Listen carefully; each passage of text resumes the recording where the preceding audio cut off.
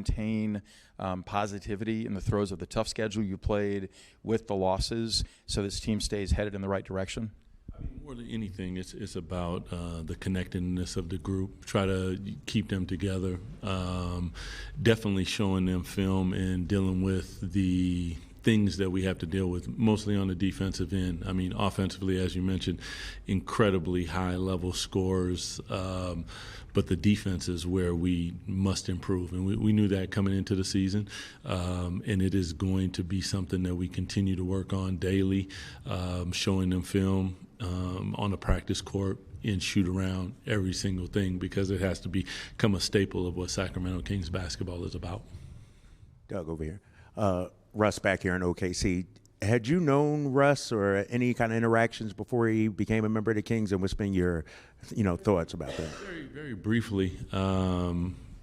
Met him one day after a OKC game in Sacramento when I was on television, and my son was like, "I want a picture with Russ." So we got a picture with Russ, and we talked for a quick second. And then obviously you play against him, and Russ is chattery, and so am I. So, but listen, everything about him, man, I really, really love his competitive nature. The way he goes about his business on a day-to-day basis is highly, highly professional. So he's been a pleasure for me. It's crazy. Sorry, I can't cut you off, but I was just thinking, damn, you played against Russ, really? I mean, that dude's been around a long time. No. He actually, so Russ came to the Sonics the year that the Sonics left. And I was just out of the league, I believe, that year before that. So, plus that was a young Russ. I didn't want that problem. Doug, two really different games against this team this season. Here, you guys really competitive, were in it, struggled at home. What's the difference in the two and that you're trying to avoid and address tonight?